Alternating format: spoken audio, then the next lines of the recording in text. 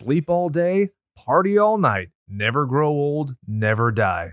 It's fun to be a vampire because this is Slashers, a horror movie podcast brought to you by two goons who watch movies that you've already seen so you don't have to. I like it. Did I do better that time? Yeah, absolutely. We're still trying to figure that out. I completely forgot that we were going to do it again. Yeah. I was going to go with, oh, what the fuck, dude? You're changing shit up.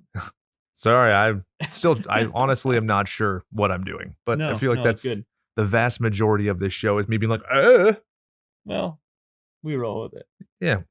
So, Bryan, happy butt fucking birthday. Oh, thank you, sir. You're too kind. Well, first, let me go back. I screwed up the intro again. Fuck me. And with me, as always, is my esteemed colleague, co-host, and cohort, Bryan. Bryan, say hello to the mutant goons from beyond. Hey, what's going on, goons? So, now, how was your week? It was good. It was relaxing. I only saw you, what, 3 times? 3 times. 4 times in the past? This makes it 4, I think. Wow. Crazy. I know. Considering there was like a 6-month period where I think I saw you once. It's almost like we're friends or something. So weird. So, how's oldening treating you? I woke up this morning with like a little bit of ache in the joints. I was like, Stiffness. God damn it. Getting old, motherfuckers. I just love every time you go to like a family event where there's older people and they're like, oh yeah, I found this new thing at Costco. It's like a CBD oil. It's always like the pursuit of not feeling like fucking shit on fire. Yeah. I don't know. I feel like inevitability, right? Oh yeah. It's always just fucking knocking on your door. Oh yeah. Like living in California and the carcinogens and stuff in the air, the fact that I'm vegan and straight edge, just like, that's nice, but I'm still probably going to die of cancer.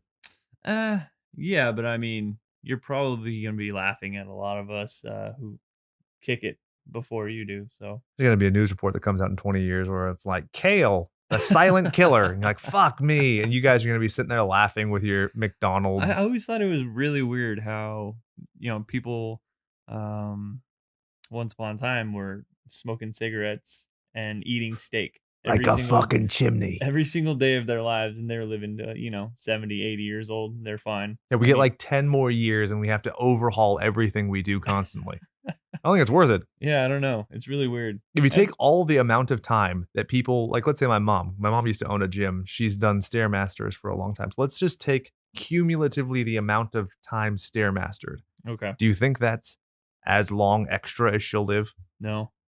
Absolutely not. Yeah. Yeah, and that sorry, Mom. I realized that I think she just subscribed to the show, and of course, the first time I mentioned her on the show, it's like, yeah, let's use her for mortality purposes.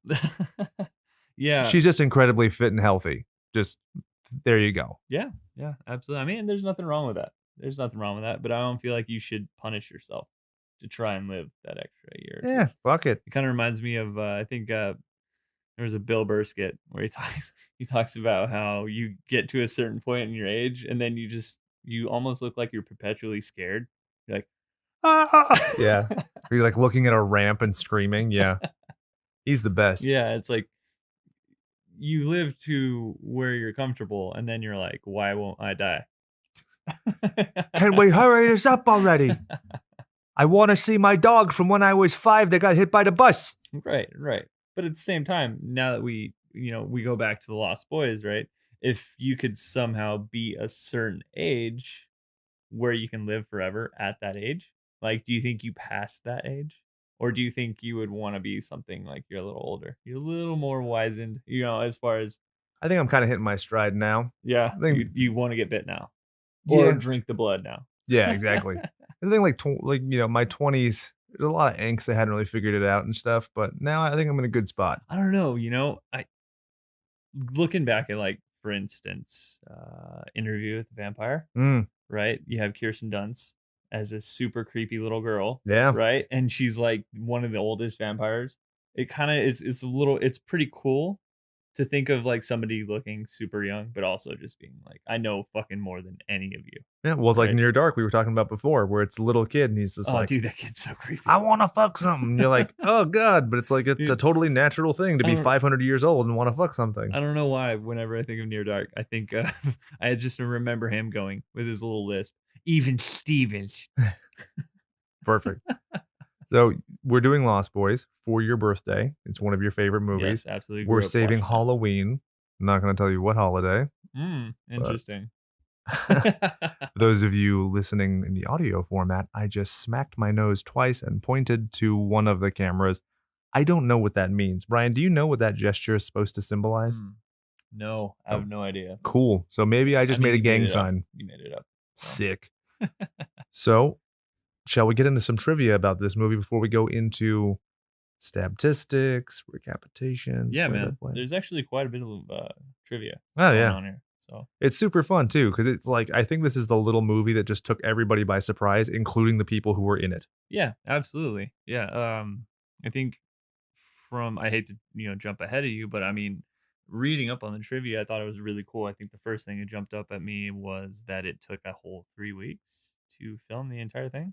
I feel like there are scenes like getting that many extras at the pier for the pier shots takes 3 weeks. So this is amazing. Plus special effects. Plus, yeah, it's crazy. I don't know if that's just the resounding effort with the crew or like the people within the city itself. I got 2 words for you: cocaine. It's the copious 80s. amounts. So actually, funny you mentioned everything. Ed Herman, the guy who plays Max, in an interview was talking about his wife was effectively like, well, when this movie finishes, you need to make sure you find work quick because it's going to fail. And What? it ends up being like this amazing movie that has like this tremendous legacy. First of all, thanks for the vote of confidence. Yeah, right. Right? Thanks, Bae. Feel like that's my wife when I do any project around the house. Okay, well, still, in an abundance of caution, you should probably Google somebody who knows how to actually fucking do this. Yeah, but to be fair, I mean, with Google, you can really learn to do all kinds of things. Oh, yeah. And so it doesn't really matter, if you're proficient at it at first or not. I mean, with enough fucking YouTube videos, shit. Fake it till you make it. That's it, man. That's how I redid my entire sink. Right. I mean, I think that's a new mantra, right, for people going to college. C's get degrees. Well, work experience is way more important, but we will move on because I could good. preach about that for a long butt fucking time. So, they're doing a remake TV series. I think it's a CW who ordered it. Did you know they're doing a gender swap for the Frog Brothers? Are they really? Yep. And so famously, it's Edgar and Allan as a reference to Edgar Allan Poe. Are they keeping similar names? Is it going to be like Ellen? So this is what I wanted to do. Tell me what you think of this. Mary and Shelley. Okay. Mary I like Shelley it. Frankenstein. Yes. Absolutely. I think that works. I mean, I'm hoping that they do it because I have put this material out first, and so I can sue the fuck out of them. That won't work. I like it. As an attorney, I will tell you plainly that will never work.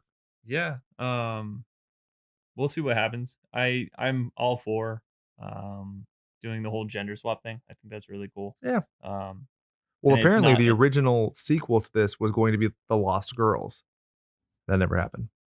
Oh, I think I did read that. It's something that it went to the table and then it just got scrapped. Yep. And then there was The Lost Boys, The Tribe. Then there was a short that came out last year. I think The Tribe came out, right? I didn't see it. Dude, I couldn't even finish the trailer for it back in the day. And it had Feldman in it. He returned. Yeah. Everybody knows what happened to him. I think this is like right after Cory Haim died too, which made it even like weirder. Oh no! Because I think in like interviews he was like, my friend and soulmate. Yeah, looking at like Google Images and doing a little research on the Haim and the Feldman, looking at Haim before he passed. Not a big surprise he was going. Yeah, not to be shitty, but I mean it was like the writing is on the wall here, people. Yeah, that's where I was going. I was thinking like, usually somebody that's friends with him would look at him like as far as an outer perception of them and be like, oh dude, well, I think Feldman had his own fuck ups. Something's going on. Yeah. Oh yeah, dude, Feldman had some strange stuff. Have you heard all the stuff that went on? Dude, his Feldman? life sucks. He was hosting parties out of some house in like, I don't know, not even in like Beverly Hills, like in some random suburb. And he was like having people like pay like hundreds of dollars to like come literally hang out at like a house party where he was. If they'll pay for it, I think it's stupid not to do. Yeah. Apparently he has a band. Oh, cool. That? Yeah. A merry band of whimsical men. He came out of the band and it's very reminiscent of Michael Jackson. Big shocker there. Interesting. Big shocker there. And he has like angels and like Victoria's Secret outfits on, like parading around the stage. Sure. And it was very odd. I don't know. Just Google it. That sounds awesome, actually. I'm It's kind of very digging it. sad. I mean, it's basically like watching a car accident, a train wreck, what have you. Yeah. So I definitely agree. And I think we should move on. yeah. And sorry. So what's another trivia we got? I think I recall. Hate to harp on Feldman. I read somewhere that he apparently showed up to the set super. Um, I don't want to call it. I don't know what you would call it. Hungover from coke, being on a coke bench. Mhm. But he was what, maybe 15 when they filmed this.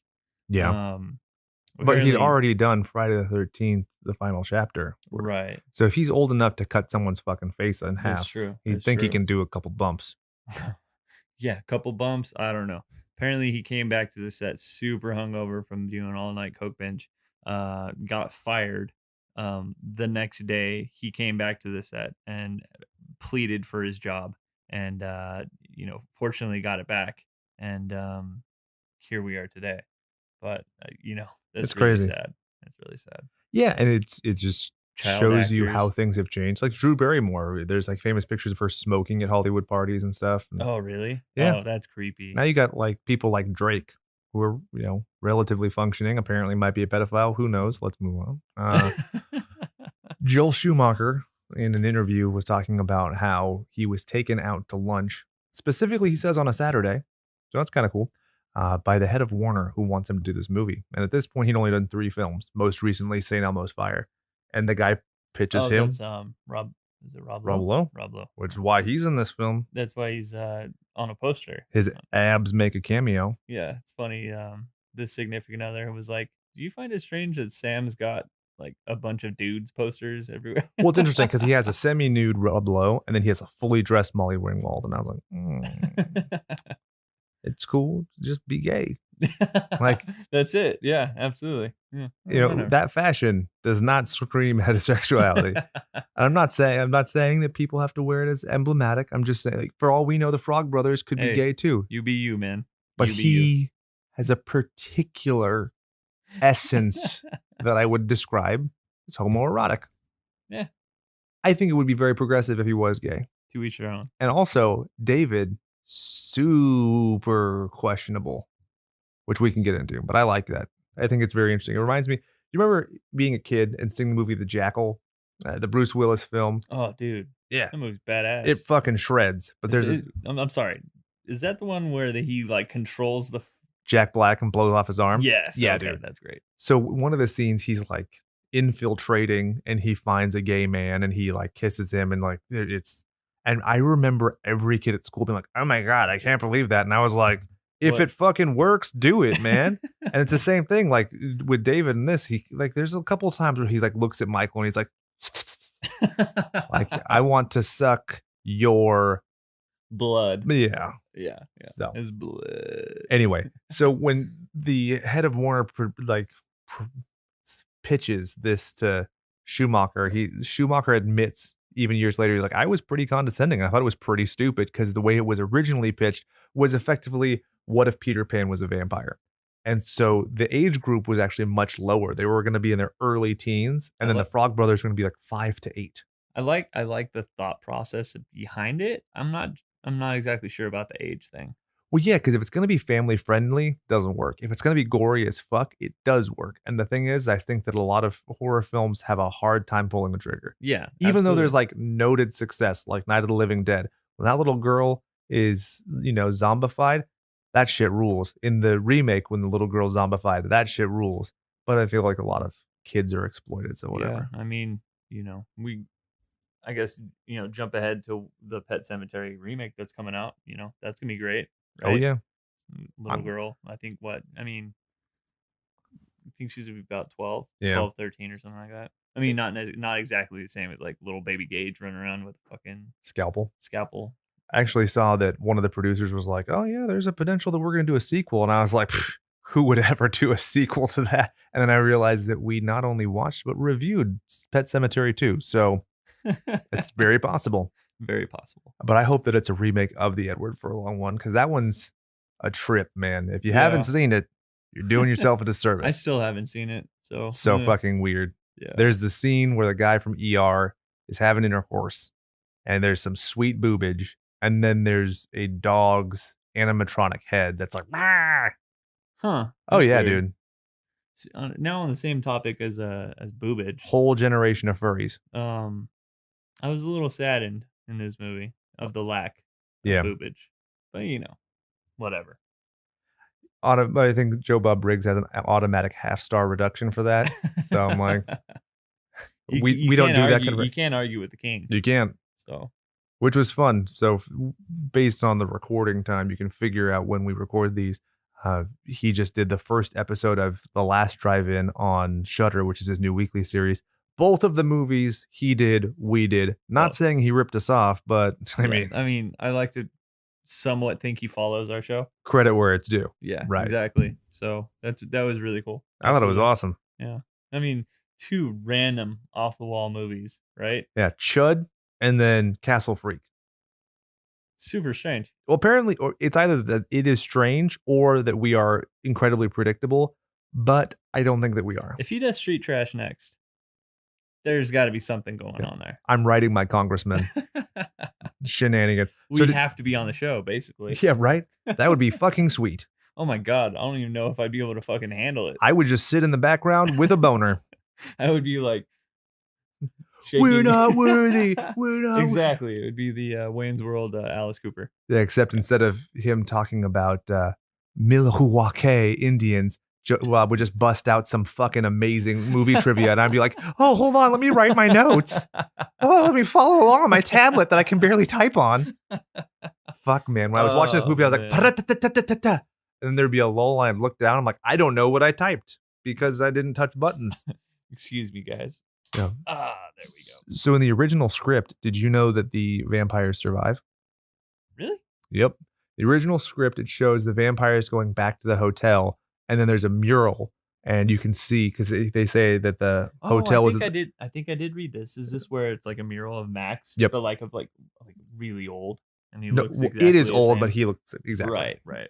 Basically, resonating of the live forever kind of thing. Yep. Yeah, that's really cool.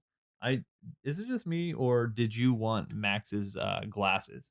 I thought they were really fucking pretty cool. sick. Yeah. I like them quite a bit. I'm overdue for my optometry appointment. I've gotten like 17 calls about it. I'm like, who needs to fucking see, right? Yeah, they're the cool, almost see-through plastic. Oh yeah, glasses. I bet Dallas Green from City and Color has the exact same pair. Oh fuck yeah, yeah. Do you know they're coming back? Which Alexis on Fire. Yeah, whatever. You know? Yeah. I've seen them enough times to where I'm like, really? I'm good. I've seen them at their peak. I can't imagine them coming back now and being better. Right. It's kind of like if, you look at a lot of classic, fighters, and you're like, yeah, there is George St. Pierre who came back and ruled ass, but he is clearly the exception. Yeah. For every George St. Pierre, there's 12 BJ Penns. And I feel like the same thing kind of applies to music. Yeah, that's true. I've only seen them once, and I feel like I would have a better time at a City and Color concert. Yeah, for sure. I'm old. Funny. That's what I was about to go to. I'm like, because it just screams how old I am. And also I could get my wife to go with me, which would be nice. Yeah, absolutely. But I have a great picture. Like fucking butter. There's me honking Dallas's boob out in front of Chain Reaction in Santa Ana. Oh, that's cool. It was sweet. So many good shows at Chain Reaction. He was very polite about it too. I mean, he did not have to be nice to me. Sexual assault. Exactly. I did. But he's Canadian, so what do we care? To get the maggots to move in the rice box thing, they squirted lemon juice on them between takes. Is that impressive to you? That's kind of gross. Yeah. They didn't do any choreography for those dance moves. They just spritzed them with citrus.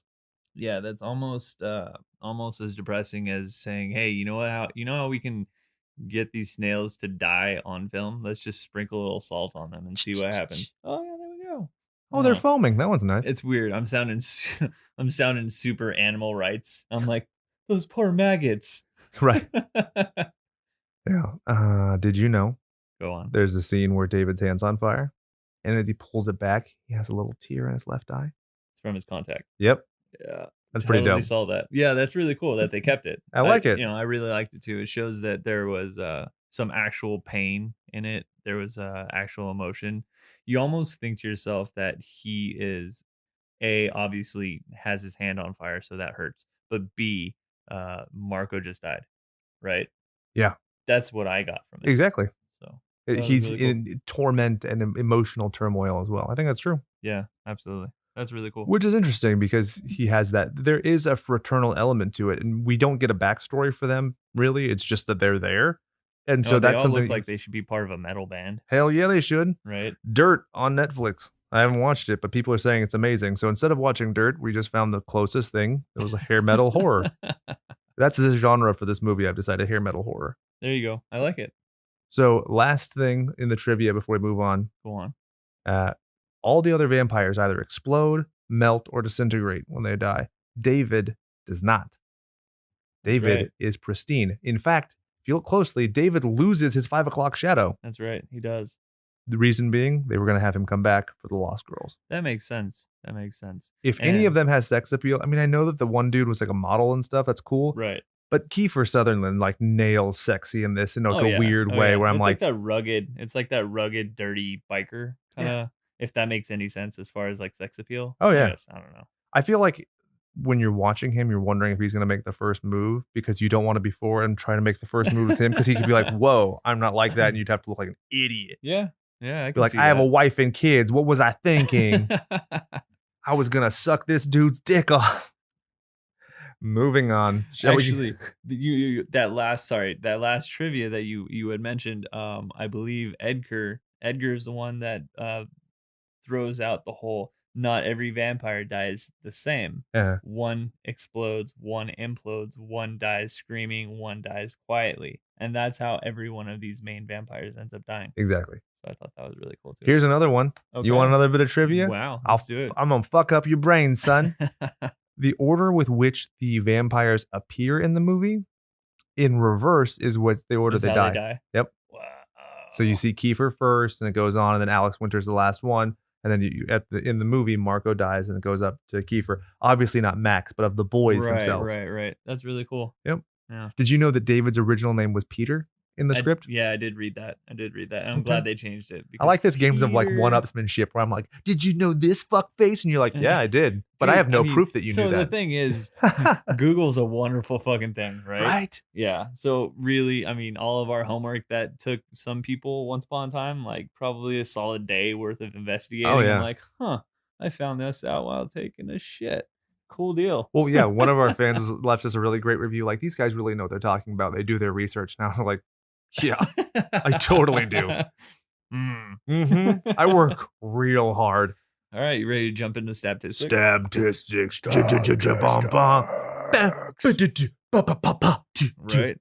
I've been listening to a lot of Vital Remains and Deicide. Okay. I don't know if you're familiar with them. Oh, yeah. Glenn Benton with the upside down cross. Hell yeah. Into his head. We did the little soundbite for the statistics, and So what I've been listening to on Spotify, besides our fucking podcast, which is available there, am I right? Did you know that there are Conan the Barbarian audiobooks on Spotify? Really? Shit's dope. Oh shit! I highly recommend it, son. I guess I'll be listening to that at work while I'm somewhat paying attention. Yeah, right. I'm doing my job. Because people loading up shit with forklifts and fucking 10,000 pounds worth of shit. What could go wrong, right? Hey, man, I still think you have a viable site claim after being set on fire by yourself at work, so you're good. But I set myself on fire. Still works. There's no comparative negligence in California workers' compensation. Wow. Wonder how I know that. Moving on, the budget for this film, $8.5 million. Return on investment, $32.2 million. Okay, so budget 8.5. This is something that comes to mind when I think of the budget, right? So we already established this only took 3 weeks to film. Yep. They burned through $8.5 million in 3 weeks. So in a way, you're like, that's really cool. It only took 3 weeks to film. But it also costs $8.5 million to get it done. Yeah. Well, look at what did we factor? I think it was Ice Cream Man cost $5 million. This movie is way more than twice as good, and it's less than twice as expensive. And the return on investment is obviously significant. I like the math there. Thank you. That works. Definitely. All right, opening weekend 7/31/87. You ready to get your mind fucking blown? I think it's the only movie that came out on 7/31. All the movies I found were 8/1, so bear with me. Okay. There is Dudes. There is Love at Stake, which is apparently a movie about witches. And then there's G.I. Joe, the butt fucking movie without Channing Tatum. G.I. Joe. I love those so much. Anyway, the same month, some great shit came out. RoboCop, Superman 4: The Quest for Peace, ooh, Adventures in Babysitting, and you might recall that I fucking hate this. La Bamba came out and beat RoboCop at the box office. Womp womp. Hate it. Did you know that in July of 1987, Christian Bale made his feature film debut in a movie called Mio in the Land of Far Away? Did you know that he plays a character named Jum Jum? Did you know he plays the piccolo in it? And did you know that the main character in the movie gets to the Land of Far Away by riding a disembodied head's beard Jesus that flies? Christ. I seen it. The more you know. Yeah. It has nothing to do with this movie, but when I was going through and I saw on, my research that came out, I was like, oh, I've seen this. I have to mention it because I've wasted my time and now you can use that trivia without having wasted yours. God damn it. It is so bad. Fucking Christian Bale, man. Got to start somewhere. Yep. 98 minutes. Easy breezy, beautiful cover girl. Super easy. Yeah. I mean, come on. I've probably seen this a dozen times. Yep. So, it was very easy. I watched it yesterday, and yeah, I mean, it was just like the day before I had watched it, and I was reciting quotes. It's very quotable. Very quotable. And also, you could even make this movie longer. 10, 15 minutes longer, I think could still work, giving a little bit more backstory, a little bit more camaraderie and stuff. Absolutely. Because I feel like if they didn't do a good job of showing that David has some kind of telepathic hypnotic powers, right? You're like, why the fuck would Michael go with him? Yeah, that's absolutely true. So you could flesh that out a little bit. One thing that I was kind of yearning for, and I'm not trying to jump ahead as far as what I would change or what I didn't like about the film or this or that, but it was like I felt like an excruciating long amount of time before you see an actual on-screen kill. Oh yeah. Right? I feel like if there some of the fat security guard in the beginning, if you can kind of see more of him getting like dismembered or something, like if they extended that even just a few minutes, I think it would be pretty cool. Or just like show that he's dead. Because one thing we'll get into, I think this movie reads like a sci-fi alien invasion film for the majority of it. I mean, especially the scenes where you get the car, tops being ripped off and the people being pulled out. Yeah. And also, you don't know, you don't know what's going on. The way it's presented, it's a slow burn. But when you're watching, especially having already done The Faculty like we have, I was like, I could really see this being an alien film. Yes, absolutely. And they even mentioned Martians in this movie, so we'll get into that. Yeah. Directed by Joel Schumacher, the man who famously gave Batman nipples. And the cock piece. He also did 8mm, so it makes a lot of sense. Huh. Nicolas Cage investigating the snuff film. You remember that? Yeah. It's a good movie. That is a good movie. Definitely worth watching. Written by Jan Fisher, who did the story and screenplay, James Jeremiah, and then Jeffrey Boehm came in with Joel Schumacher and punched it up a little bit. I love this man. Brian asked me why I love this man. Why do you love this man? I love this man because he wrote The Phantom.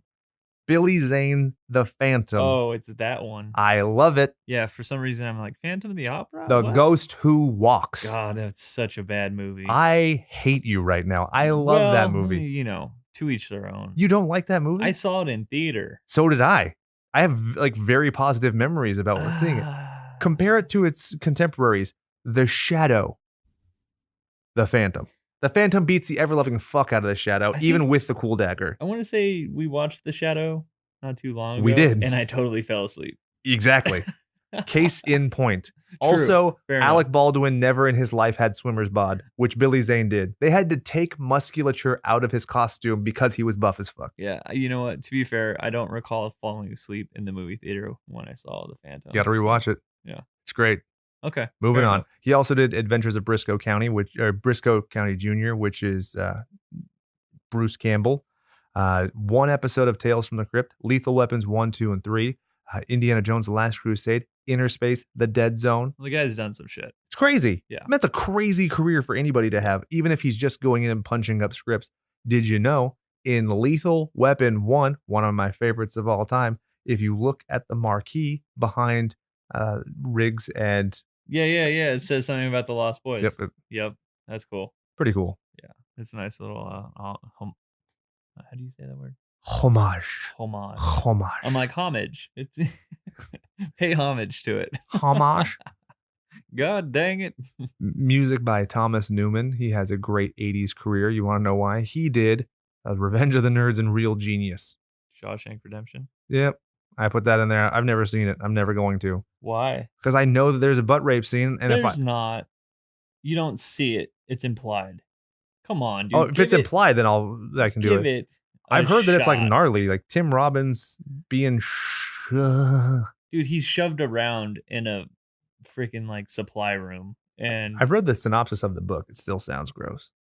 I mean, I'm sure the book is probably a lot more graphic than the Stephen King. Yeah, you know, Shank is one of the better movies I think that I've ever seen. Stephen King is a professional wrestling heel of a writer.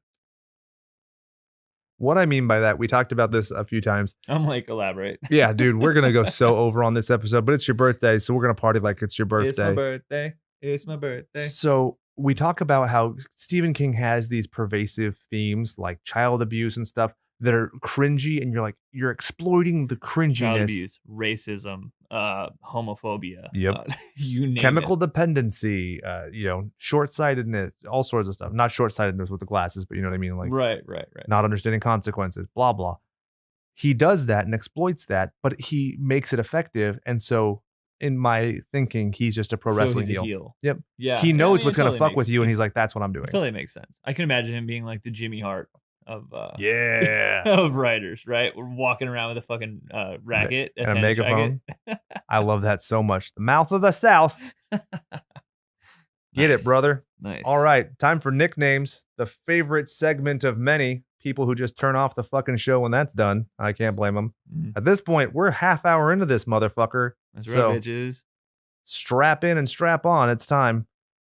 Jason Patric as Michael Emerson. You got anything for this? You know what? Fuck, dude. He wears shades like a mother throughout. So I call him Shades, but you could also call him Leather Jacket. Or you could call him Roy Orbison. You call him Cool Kid. Dude, he is a fucking badass. I feel like you have to call him Michael when they say that name 118 times in the movie. Yeah, it's totally true. He's either Mike, Mikey, Michael. Let's say it like that. Mike, Mikey, Michael.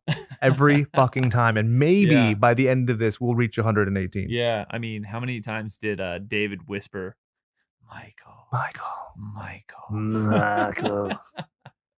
like it. Cory Haim as Sam Emerson. Nothing really comes to mind. You know, he's Sammy. If what, Phoenix, Arizona, right? That's the whole thing. I was like, Arizona? He's a fashionista from Arizona? Well, and then, one thing that kind of struck me as strange is he's complaining like, wow, I'd really like to go back to Phoenix. I've been there. Meanwhile, you're at the beach. Like, come on, dude. And based on your poster, you like Rob Lowe's abs. There's lots of guys with abs here. Saxophone man, to name just one that comes to mind. Sexy Shawn Michaels, man, dude. Cannot wait. British Bulldog. Oh, dude. British Bulldog and Shawn Michaels had a baby. Oh, yeah. They played sexy sax, man. Yep. I like it. So what are we calling this kid? Oh, closet case. I don't care. Arizona. Okay, Arizona. Arizona green tea.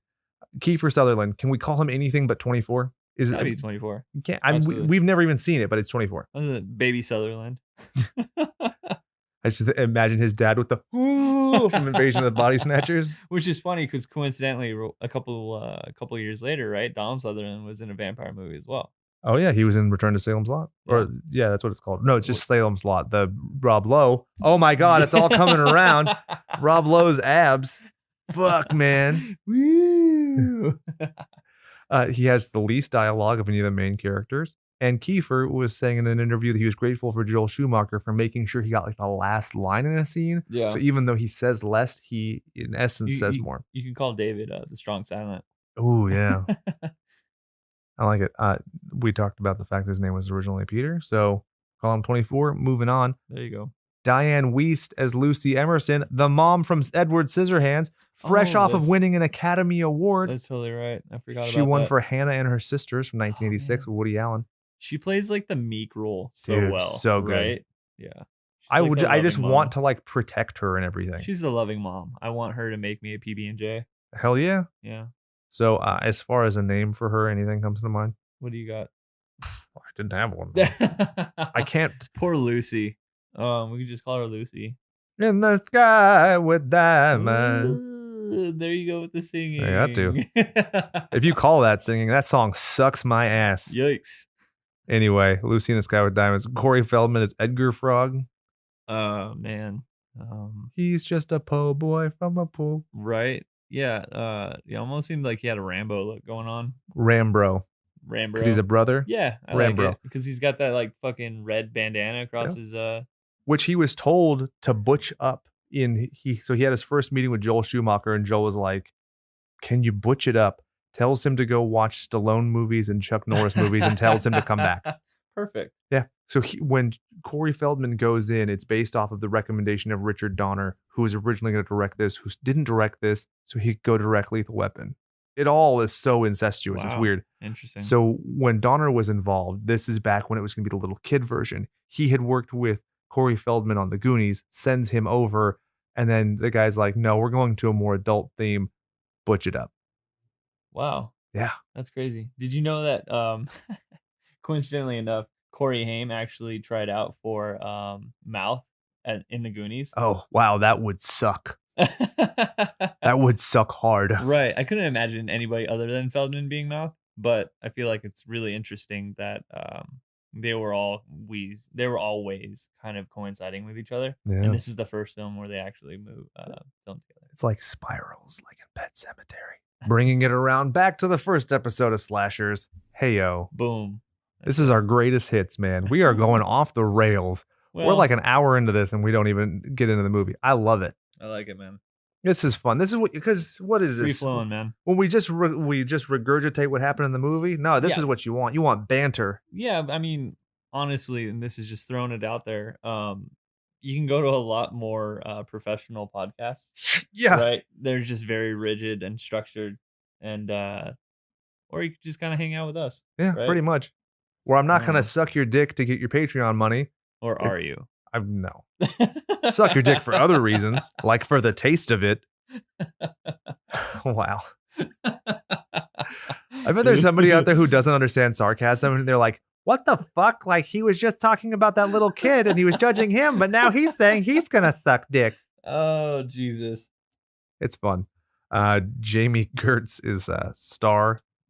She got the role because she had been in a play with Jason Patric, and he recommended her. Up until that point, Joel Schumacher was very blunt. He'd been looking for what he called a wafy blonde. A wafy blonde, yes. Yeah. Wafy blonde. Wafy, got it. Yeah. She's very much not a wafy blonde, but just smacked my microphone because a bug flew on my neck. Hey, hopefully you got it. I hope so. Maybe you'll have some kind of growth coming out of your neck. Dude, I used to do a bit when I did stand-up years ago that my greatest fear was a bug flying onto my penis. Because you really have two options at that point. Either you slap the bug further into your penis, or it lays eggs.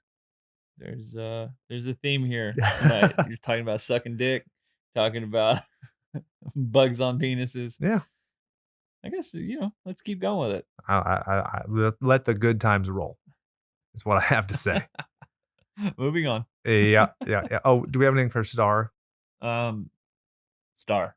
Honestly. Star, okay. Yeah. Nothing. Ed she almost Herman. looks like a gypsy. A gypsy chick. Ooh. Yeah. Gypsy woman. Gypsy woman. I could totally imagine her traveling around with the little gypsy caravan. Yeah, for sure. And like the movie Snatch. Yeah. With Brad Pitt. Let's do it. Next was Ed Herman. He played Max. Did you know Fred Gwynne was potentially up for the role for that? Which was Fred Gwynne? Sometimes dead is better. Oh, really? Yeah. Oh, that would have been cool. I like it a lot. Shoulda, woulda, coulda. I think he's a little too old, but I still think it would have been great. Yeah, that would have been really cool. Because you got to keep in mind, it's only 2 years before Pet Sematary. And by then, he was playing a guy who was retired and widower. Yeah, but I mean, honestly, how young do you have to be to run a video store? Well, I mean, it was cutting edge at the time, Brian. Fair We enough. had I mean, you have to rewind the VHS tapes and shit. So sometimes rewound is better. Moving on. Bernard Hughes played Grandpa. Grandpa's a fucking G. Dude. He's uppercase G. Uppercase G, we'll call him. I like it. We don't really have to get into everybody else. Tim Capello played the saxophone player. He apparently played with Tina Turner's band for a long time. He plays like 6 instruments. Do you know that guy actually goes around to conventions and like meets people? Why the fuck wouldn't he? Yeah, it's really he plays cool. one instrument for each of his abs. Dude, that guy is ripped. Fuck yeah. Steroids. And then I saw like the fucking sweet chain he's got around his neck. I was like, dude, it almost looks like he's like a knight of some sort. He's got like some chainmail on. Hell yeah. He's gyrating them hips. Fuck, man. Some medieval erections going on. And he's like covered in baby oil, just like Shawn Michaels and British Bulldog. He was very lathered up. Oh, like, fuck, man. He was shiny as shit. You can't be breaking that big of a sweat at night on a pier. Oh, well, I mean, them gyrating hips. There was fire around, too. Whatever. Oh, well, call OSHA. Should we do recapitation or should we just go in the movie? Let's just go in the movie. Hell yeah, Bryan, kick us off, Well, I'm going to stall so he can drink his beer. Puts the beer down. Sigh of relief. All right, he so the way steps the up movie to the starts plate. up Sorry. is you have a cool shot where it pans out over the ocean. And did you notice that it always has kind of like a weird, like a like weird sound effects? It almost sounds like that's what they sound like. I say they as in like the vampires when they're flying. Well, I took it to be like a bat sounds, like when the wings are flapping, like right. Okay, yeah. So it's kind of cool. It pans out over the ocean, and then it aims in or zooms in on the pier, and what it totally reminds me of like Santa Monica Pier. I mean, that's just something that's relatable for me because we're closer to Santa Monica than we would be to Santa Cruz. Did you know that pier is in us? Santa Carla. What? The pier is in Us. And the movie takes place in 1986, right before this. Oh, really? Yeah, Jordan Peele talked about it. He was like, you know how trip. cool it was for me to be there on that beach with that pier? That's so cool. But the bandstand and that part of it burned down, or they took it down years ago. Yeah. But the pier itself is I remember reading that. So it goes to the pier. You have your first introduction of David, right? Yep. You have David and his goons, what I like to call them. Unfortunately, I don't really recall their names. The only ones I ever really remember are David and Marco. There's David, Dwayne, Marco, and Paul. Yeah, they're clearly in a band, right? Yeah. David, Dwayne, Marco, God. and Paul. 90s WWF reference, 80s hair metal reference. They are Motley Brood. Oh, God. I like it. You know what? Gangrel is out there, and he just came at that reference because the first time he's been topical in years. I feel like if David became super overweight and super vulgar and just gave up, he would be part of the Nasty Boys. Oh, jeez. I thought you were saying to be Gangrel because Gangrel, I feel like the only reason he wore that flowery pirate shirt was because he needed a girdle. Oh, yeah, dude. Yeah. Oh, absolutely. But no, dude, Nasty Boys. I totally see it. Yeah. I could see that hard. Right? With that haircut? With the hair and everything? Yeah, that'd be cool. So they're on the merry-go-round, right? And David comes up and totally, acts like a douche.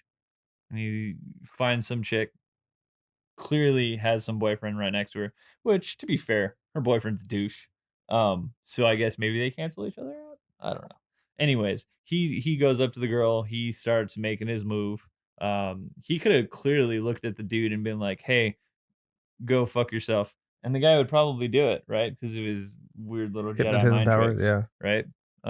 But you clearly see that David is the head honcho of the group, right? Can I derail you for a second? Yeah. Is it weird that whenever I hear Jedi mind tricks, I think of Vinny Paz and I don't think of Star Wars? Who's Vinny Paz? Are you fucking with me right now? No. He's a rapper who's in Jedi mind trick. Okay. Well, I knew of the band or of the rap group. Oh, okay. I knew of the rap group. The rap. They do the rap, don't they? Where they do the rhymes That's to like where the they beat. do the hip hop of some sort. Yeah. So I knew of the group Jedi Mind Tricks. Okay. I didn't know that was. It's okay. So. Army of the Pharaohs and stuff. Yeah. I think everybody's gonna expect us to do "Cry Little Sister" for this intro. I think I'm going to put in a Vizzy Pass song. People are like, what the fuck? And then 40 minutes in, they're going to be like, oh. Oh, makes sense. Gotcha.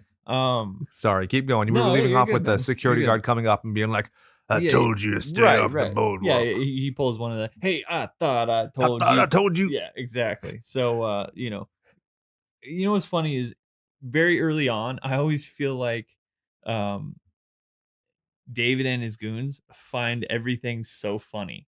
Do you notice that? They're laughing. Oh, yeah. They're snickering. That's what it is. Yeah. That like nobody else gets. Yeah. It's like a very serious moment, and they're like, well, because they're from the 1900s, like the early 1900s. So by this point, they've been around for like 80 years, and like, this is silly. Can you believe kids dress like this today? Yeah, that's probably true. So, so the guys, I say kids, the guys in the group, David and the Motley Brood, get told to kick rocks basically after David very clearly grabs the guy's face and almost wants to land one right in the lips. He could. He totally could. He should have. I mean, that's what I thought. He made me question my sexuality. I think he could probably do the same to both that guy and his girlfriend. Right. So then that guy ends up, leaving the merry-go-round or whatever, and it cuts back to poor old security guard walking back to the car, right? Worked a long fucking day. Yeah, long day. Shit job. Super fucking pissed off. You think that fucker gets benefits? No. No. Do you think he was gonna get some when he gets home? Probably not. Fuck no. Not with a belly like that. Belly full of blood? No. So, you get the camera angle from up high, which I think is really cool. Oh yeah. Right? And you kind of get the experience of being like part of the group swooping down for the kill. And he makes it to the car, right? And I remember always watching this as a kid and thinking to myself, like, dude, that guy's grip on the fucking car he's got I guess it would be a death grip, right? He's holding onto the handle so hard. Rips the door off. They pull him and he keeps hold of the door and it rips it off the hinges. Like, what? Yeah. They're not ripping the door off. They're ripping him off the ground and taking the door. It's crazy. Yeah, I don't know. This is fucking crazy. Yeah. So what happens next? Then it's the establishing of the Emerson family where they're driving to Grandpa's house, and you get some expository information. You kind of get the class and status of each character. You get, Mikey's trying to be Mr. Cool. Or wait, Michael is trying to be the cool guy. Arizona is trying to be. He's like in that weird stage of like, I still buy into mom's bullshit, but I'm also cool. Right. And then, the mom is clearly trying to be the glue that holds them together. How old is Sam supposed to be in this? Because I'm kind of on the fence between middle school, maybe like freshman in high school. Because I'm like, the kid still clearly takes baths. Yeah. Like, I mean, hey, there's nothing wrong with taking baths. Dude, a lot of our followers take baths and they use bath bombs and they post about it every time. So you need to watch your mouth. Just kidding. Sorry. They do. It's cool. Hey, no, it's cool. You take baths, so it's fine. I'm 32. I'm 32 now. So, I mean, maybe I should start taking baths. Take care of yourself. Yeah. Treat you. I'll get you a bath bomb for next year's birthday. Fucking right, man. But it's being a guy. If you're a lady out there who follows us on Instagram at SlashersPod, I love you. I love the fact that you're using bath bombs. I can't like the picture contractually because I'm hitched. Ayo. So is this fuck. Move it on. Oh, God. I'm glad our wives just watch the movies with us and don't really follow the show. Nah, that will be fine. I hope so. I don't want to get Lorena Bobbited. Are they making a movie on that? Yes, they are. Ayo. Maybe we'll cover that one. Hell yeah. And then we could cover the guy's porno that he did after he got his dick sewn back on. Awkward. He's like, hey, that's not the same shade. Oh, God. You put it on backwards. Good. The foreskin should be at the top, not the bottom. Anyway, you get the montage with People Are Strange. It's a nice little intro. You see the graffiti that says it's the murder capital of the world. Yeah, I like it. Yeah. I think it's cool. It shows the different kinds of people, the different groups of people within Santa Carla. Mm-hmm. Right. You end up at Grandpa's house, which is kind of weird. It's almost like a ranch. Yep. Right. strange. I can't imagine. It seems out of place. Eh. That's just me. But then Well- again, Grandpa seems a little strange. Well, the whole point is that he's not in the city. Remember, he even has the thing later we talked about not wanting to do true. that. That's So true. when they get there, he's like playing dead for some reason, which is like, all right, I thought he was sleeping. man, I don't know. it's my fucking property. I'll sleep where I goddamn want. And they wake him up. It's kind of weird. Oh, forgot you. Why'd you let me forget this? Ayo. Michael is asking people if he can find a job, and the guy's like, nothing legal. That's so good. Mhm. I like that a lot. I think he was talking about drugs, Or human hooking. trafficking. I mean, Michael's got a bird mouth. It does. So, yeah. So the dad plays dead. Sam comes up and asks him about TV, right? And he's like, "What do you need TV for? We got TV Guide." Yeah, love And it. right? And I'm thinking to myself, I'm like, "Fuck, dude. There's gonna be some kids listening to this, and they're gonna be like, "What the fuck's TV Guide?" The channel? How do you watch TV Guide channel if you don't have a TV? Oh Jesus. Okay. There's the taxidermy room, and they make an homage super to, creepy. but they make an homage to Texas Chainsaw. So you got to mention it. Absolutely. That's really cool. So from there they go on to the concert, right? Where you get your first glimpse of sexy oiled up Shawn Michaels / British Bulldog. Hell yeah. Yeah. Wouldn't I feel have like it any other way. It's the hair from Shawn Michaels, but the face of British Bulldog. I was gonna say the head of British Bulldog with the But body and of dance Shawn of Shawn Michaels. Michaels. Yeah, I can see that. he doesn't have I the can see hair that Shawn had, but I feel like he's got the charisma and the animal magnetism. Have you seen what Shawn looks like now? It's sad. He looks rough. He looks really He looks rougher than Scott Hall. That's too bad. He needs to get on that DDP yoga. Hell yeah, he does. Well, he actually teaches that performance center and stuff. Oh, does he? Yeah, he's like, Oh, that's cool. Daniel Bryan, who was one of his students for a while. So. Oh, that's neat. So, you go back to the concert. You have Sexy Sax Man doing his shit, and Are you upset we don't get to see him die? Oh, he should have totally died. There should have been some sort of decapitation by saxophone of some, or Dude. maybe taking that chain that's wrapped around his neck and just like fucking dismembering him. That would have been really cool. Mm-hmm. But wasted opportunity. But instead you have Michael fucking looking longingly like a fucking creep at Star, right? Does that work? Ah, man. I'm sorry. Maybe at one point when I was younger, I maybe thought to myself, hey, that would be cool to do and just stare at girls creepily. I don't remember doing that. But then again, you don't ever think about doing it at the time. It's always like after the fact where you're like, God, I was such a fucking weirdo. Let me ask you something, Brian. Did you ever try and see if you had superpowers? Like, for instance, did you ever flex your forearm to see if your Wolverine claws would come out? I ask because there were times where I was a kid where I can see where Michael's coming from. If I stare hard enough at her chest, can I see through the shirt? I like it. They totally, all of this shit totally reminds me of different skits. And one of the, I don't know who it was in this skit, and I'm not sure where this is segueing to, but he talks about when you're in an elevator and you can be in a crowded elevator full of guys, girls, what have you. There can be a girl wearing 2 layers, 3 layers of clothing, a bra or sports bra. Your elbow caresses a boob. You know it's a boob. Yep. Right? And No it's mistaking that's that for some shoulder. sort of superpower. Yeah. Right? It has to be. I I think so. Everybody always wants to compliment Daredevil because his sense of touch is so delicate that he could like read like the ink on a page. I'm like, imagine how great boobs must feel to that guy.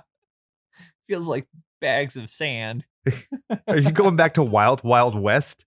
No, it's from fucking 40-year-old virgin. Oh, because in Wild West, remember when Kevin Kline has the breast that's like filled with BBs or whatever, and then he fills it up with water, and he's like, touch my breast. Honestly, I've seen that once. Dude, that movie shreds so hard. Yeah, Racist Kenneth Branagh is my favorite Kenneth Branagh. I'm pretty sure that was like one of the worst rated movies like of all time. Yeah. Kevin Smith famously talked about being requested to pen the script for Superman Returns or whatever, the one that Tim Burton was going to do. Okay. But the producer was like, the villain is going to be a giant spider. And Kevin Smith was like, I don't think this is right for me. And I'm out. The same dude produced Wild Wild West. And inexplicably, there's a giant spider. That makes sense. That makes sense. So going back to the concert, you have Mikey, Michael creepily staring at fucking Star. And then, she catches glance of him, and obviously his weird, obviously going back to it, the Jedi mind tricks worked, right? And she kind of gives him a little cutesy stare, and she takes off, right? And she plays like kind of hard to get, and he's like, "Oh shit, I'm on the fucking prowl." And he takes off. Sammy chases after him. And he says, I'm at the Something about mercy of your sex glands, bud. Yeah, that's right. He says, "I'm at the mercy of your sex glands." I thought that was really good, which clearly makes it seem like Sammy isn't quite at that age. Yeah. Right? He's like that in-betweener stage. Girls are still gross. Yes. But it's also because he likes boys, which is fine. Yeah. Just do it. Hey, man, this is 2019. And it was 1987 then. It's true. Can I say one thing? So there's a certain point in between those two lines where the mom enters the electronics shop. Oh, yeah. And so Max says, "I told you not to come in here anymore," to the Lost Boys when they come in. Yeah, because they're all hanging out there because it's Papa. So that's the second time that we've had somebody, if in essence, revoke their invitation. Because you have the security guard at the beginning being like, "I told you not to come here anymore." You have this guy saying, "I told you not to come here anymore." They don't fight. They just leave. Do you think that's part of their vampiric? Yeah, you know what? That's a good point. And For those of you at home who are ticking, it's me. He's tapping the old noodle. The nog. Yeah. That's actually a really good point. And I don't know how far it would work. Honestly, it almost seems like it would be a steading that would be more so, like, more specific as far as, I'm going to revoke your rights to this particular house. Yeah. Right, because it always seems like it's like, don't ever let a vampire into your home. Yeah. Because that's where it goes. I mean, arguably, you can say if the security guard said, "Hey, you guys need to get off the premises, this or that," he was still on the premises when he was in the parking lot. Is the parking lot the pier, though? I would still consider it within the vicinity. But oh god, if it's property that's affixed to it, that doesn't make it. It is not a pier. It is a parking lot. You're fighting me tooth and nail, aren't you? I think because that's the thing. I've never liked that rule about vampires. I didn't like it in Salem's Lot either. They're like, "Let me in." I'm like, who the fuck says yes? Yeah, that's totally true. Well, I'll go ahead and give you that one. Thank you. Okay, I earned it. So I think you see a Goonies VHS. Yes, you do. Yeah. Yes, you do. That's kind of cool. Can we talk about something really funny? Yeah. So I did the research. Batman issue 14 that is referenced by Cory Haim. Nah, there's thousands of them. And but the one thing is, it surprised me that you actually had to do research. Well, I wanted to make sure. I had my suspicions, but I wanted to make sure. I had my suspicions. So a mint condition rated 9.8 would be worth $54,000. Holy shit. There are 187 rated ones in circulation. What that means, if you know your comics, is generally you have to get it submitted. They rate it, they put it in a board or a plastic case, and then you can sell it and say, "This has been inspected. This is worth this much." Right. So right. your Some issues, sort of authenticity. Yeah, and there are all sorts of different criteria that can get you docked, even if you took care of it pristinely. If the comic itself was printed poorly or whatever. Okay. So I did that research for no reason at all. Yep. Okay, fair enough. They give him the vampire comic and they say, "It could save your life," and he's like, "I don't like horror comics." And then, bitch. Yeah, right. I have no issue with the fact that he wants to suck Rob Lowe's dick. I do have an issue that he doesn't want to take that comic book. I think it's fun, right? Because it's just a little bit of foreshadowing. Oh yeah, that's whatever. It helps with the storyline. Well, it's also The Boy Who Cried Wolf. It's the Frog Brothers who are like, it's every kid in a movie can't be believed. Right, exactly. So you get your first glimpse of the Frog Brothers, and you're like, "Oh, that's an interesting duo." And then you have the guy that steals the comic, right? Him and his chick, and they get their up and comings. I mean, it's something where you basically learn, don't fucking steal comics. And literally the next scene is them in the car. She's reading, check this out, Sad Sack, and he's trying to get fresh, and he can't. Blue balls go in a sad sack. All looped around. Boom. I like it. Roof gets ripped off. They get plucked out. We move on. Because you don't know. We assume that they die, but Bryan brought up a great continuity point that the guy with the skunk hair is in the bonfire at the end. Yes, absolutely. Who knows? He could have been like, they could have been like one of us. But no, that wouldn't make sense because why would they end up killing him in the bonfire? Well, he lives. He escapes because they go after the girl because David wanted the girl in the first place. And then this guy with the skunk hair goes to the cops and they're like, "We can't believe you. You're and a then fucking he just idiot." goes and gets shit faced on the beach. Yep, that's I guess him. That makes sense. His coping mechanism. Exactly. I like it. Because he's emotionally insecure and he's not, in tune with his feelings like us 2019 men are. So then you have are we jumping around here? I'm thinking on the notes. It shows Grandpa having the where he turns on the car and then this or that, and then it goes. That's as close as I like to get to town. Right. But then it goes to Dave or Michael getting his ear pierced. I think that's the same night. He meets up a Star. Yep. Well, right. He or is has that a his ear separate pierced. Night? I don't think she pierces his ear because he sees the girl getting her ear pierced. And she's like, "It's a rip off." Is that the same night as the concert? Yeah. So okay. So he wakes up with his ear pierced. Is what I'm saying. Okay, so that's before the whole grandpa scene. Yeah. And okay. Yeah. It's all good. I'm throwing things out there. Talking shit. Go for it. Talking shit. It's basically me not having my notes ever. He wrote 6.5 pages of notes. I was so proud. You know where they are? Yeah. I told my wife. I think I jinxed you. I think it's the cosmos working against you. I was like, man, Bryan made 6.5 pages of notes. We'll round it up to 7. And fuck. Yeah, I got about 3/4 of the way down the mountain. You know what we should do? I screamed horror as loud as I could. I'm announcing it right now. If you leave us a 5-star review and you send us a picture of it and you make reference to this episode specifically, you can enter to win Bryan's notes, his unused notes, 6.5 pages. They're pretty good actually. I'm not trying to fucking break my arm off, jerking myself off, but I thought they were fairly well. So I don't know. Can't wait to see them. You dick. It's all good. Okay. So Michael meets up with Star because he's done with his like creeping, and he's like, "Oh shit, here's this fucking Star chick." He's like, "Hey, what's your name?" She's like, "Star," and he's like, "Oh, Star, your parents must be hippies." Yeah, I think my parents wanted to call me like Moonbeam or some shit, right? Moonchild, yeah. Moonchild, right? And then she's just, it's like, I think he said Star, I like Star. And she totally fucking called him out on his like acting like a total tool. No, she says, Michael, I like Michael. And then he's, yeah. No, I think she copied him. Yeah, because exactly. he said it first, right? Yeah, exactly. Yeah, so she basically is just kind of calling him out on being a douche.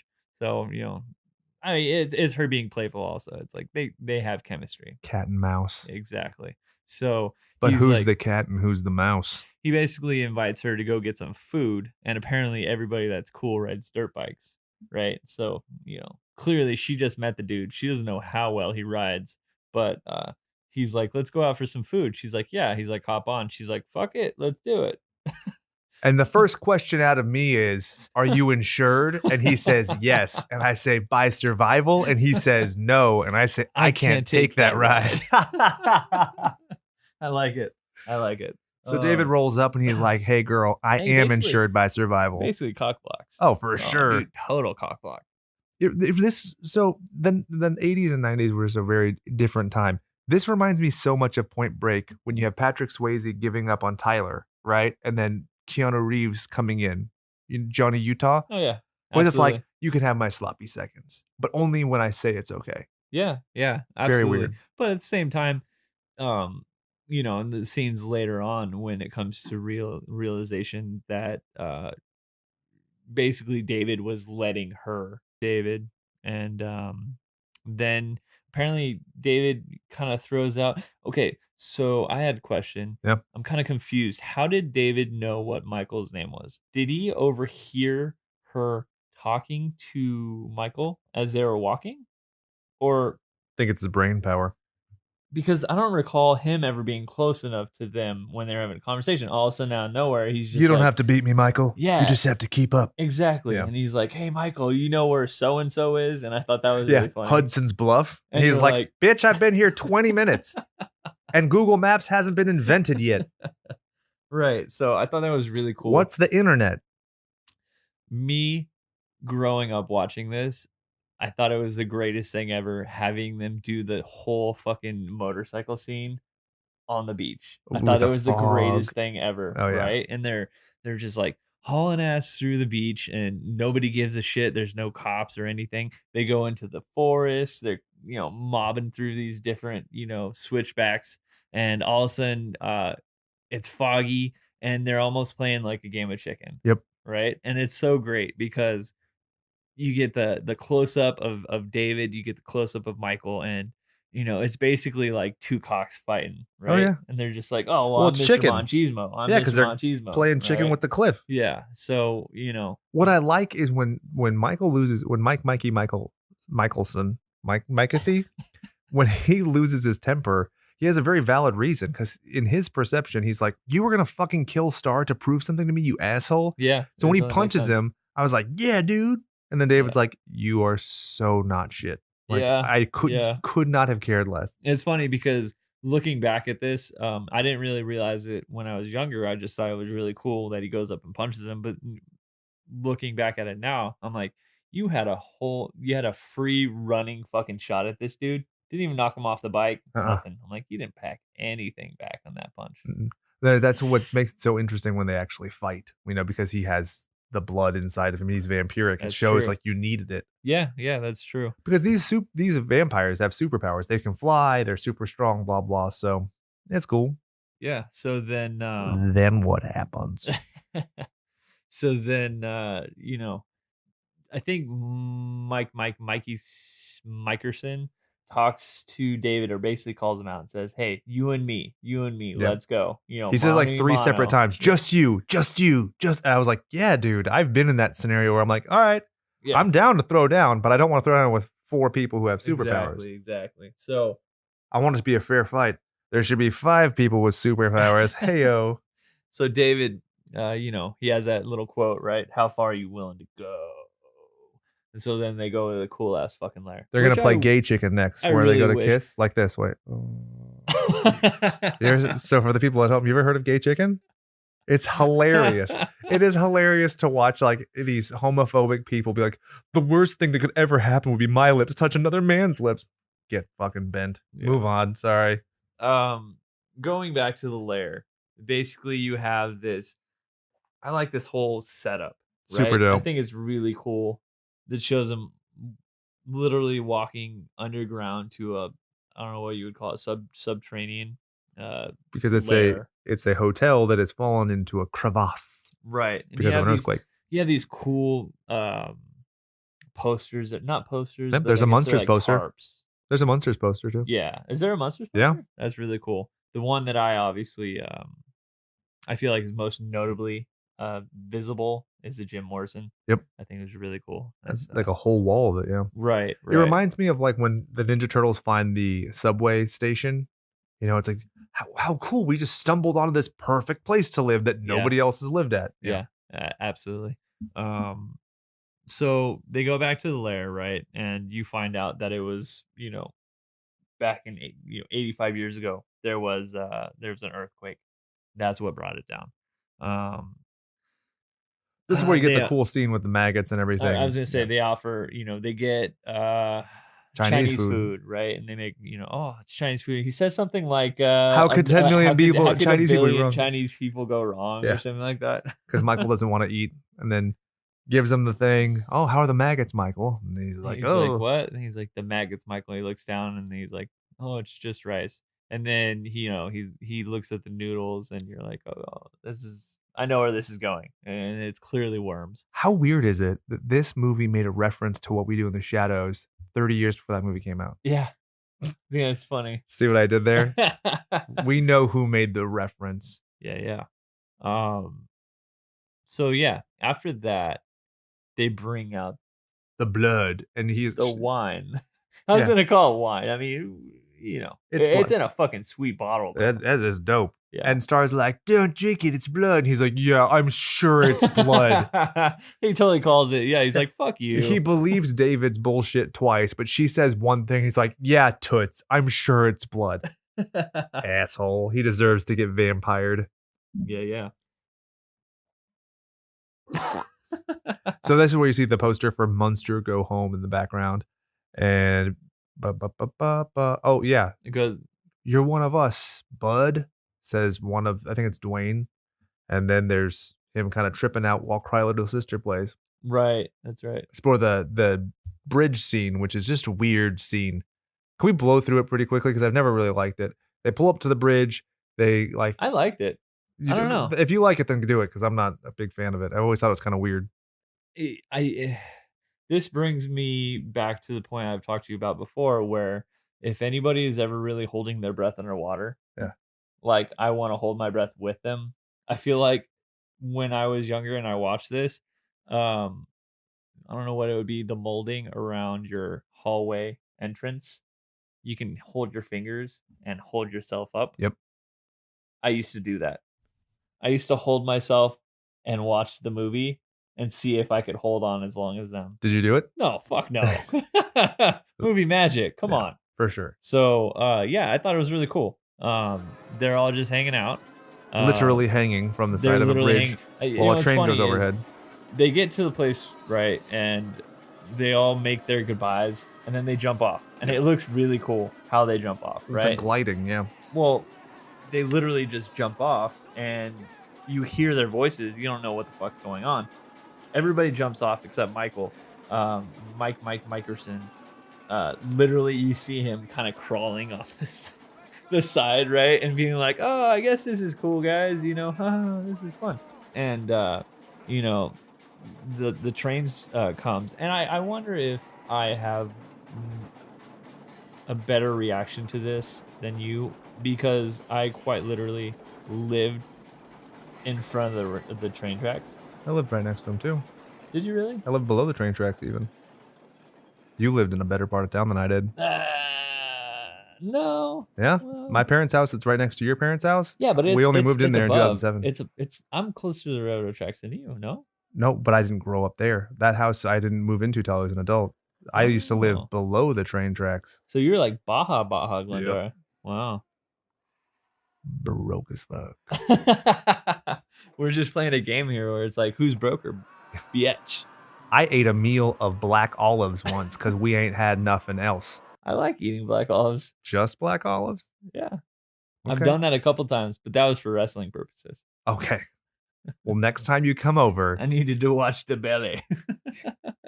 well, you're on a strict diet of olives only in my house. And I'm going to Costco tomorrow. There you go. Absolutely. Moving on. Yeah. So we both understand. You didn't like it. I personally liked it. It shows a train going overhead. You see their arms start shaking. I think it's really cool. You know, he basically, I think David says something right before he falls. You gotta let go, Michael. You gotta let go. You know, I thought And that so was Michael really lets cool. go. And then Michael lets go. Falls and onto his bed. He's like floating for like a good minute. I don't know. It seemed a little strange the way they had that. I get it. You're not supposed to understand what's going on with your body. How does his dirt bike get home? How does he get home? Yeah, these are the things I don't like. That's a big gaping hole. I'm just too into the logistics. Like, did did Bill S. Preston Esquire ride the motorcycle home and then like piggyback on David? Like, these are the questions that plague me at night. Anyways. So he ends up home, answers the phone. His mom's like, I got a sweet date where Max wants to suck my titties off. And he's like, sick. Actually, at first he's like, nah. And then she's like, come on. He's like, sick. So he agrees to watch the kid. Right. Yeah. What's the next scene after that? I don't even know how to respond to that. You don't have to. We're moving on. Titties. All I remember is that Mikerson's a fucking dick. Like he drinks the blood, and all of a sudden he just becomes a giant C word. Yeah. Right? He wears all black and everything changes, and I don't like it. I was worried I was wearing all black. I got blue jeans on. It's that damn jacket. I really wanted that jacket. He needs to get rid of the jacket. I almost bought a jacket like that from Straight to Hell Apparel. So if somebody wants to get us in contact with them and get us sponsored, I will only ask for that one jacket. So I remember Sammy looking at Mike and seeing his ear, and he's like, did you get your ear pierced? He's like, I don't like you with the ear pierced. Remember him saying that? Yeah. Totally judgmental. Seriously. Fucking dick. He's a fashionista. So, he's watching Sammy, right? Sammy is upstairs. Yep. Right? He's taking a bath. Mm-hmm. And he has Nanook. Mm-hmm. Right? And let's talk about Nanook. That's Nanook a cool name, man. Yeah. I really like that, especially for a was it a husky? Yeah. Yeah. I think that they should change it from the Vancouver Canucks to the Nanuks. That would be really sweet ass dog. That's dope. Nobody gives a fuck about that whale, you fucks. We like dogs. And who has a pet whale? Let me ask you that. Everybody has a pet dog. You have Mikey going to the fridge. Gonna drink milk. He's gonna drink straight out of the carton. That's how little fucks he gives at this he point. Doesn't give a shit. And do you hear a heartbeat? Is there a heartbeat, or is it just kind of implied? I think you overtly hear it. You hear a heartbeat where it's like, nah, I don't want this fucking milk. Which I think at first you're supposed to take as like his heart beating, because he's like he throws up and he starts grabbing his stomach, but then he looks up definitively and you're like, oh it's not his heartbeat, it's his brother's heartbeat. Yeah. So he has his vampiric urges, and he carnivorous lunar activities. Right. I like it. Yeah, let's go back to that, man. So you have Sammy. It cuts back and forth between Michael having his like crazy urges and then Sammy acting like a total fucking weirdo. I don't know. I mean, he's in his element. He's totally rocking it in the bathtub, singing keep on rocking in the bathtub. Yeah, it's pretty cool. So he's doing his hair up. He's got the fucking the bubbles, the suds going on. Nanook's watching guard like a good dog should.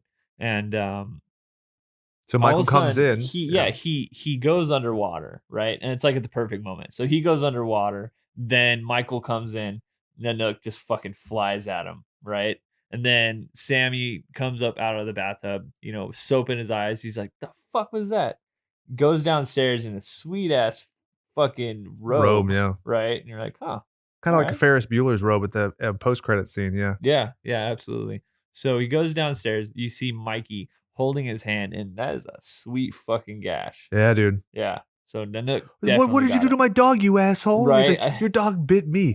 And he's like, he was trying to protect you. And I was like, oh, that should have had a little bit more gravitas to it, because that's actually really dark. Yeah. And the kid just like blares past it. Yeah, absolutely.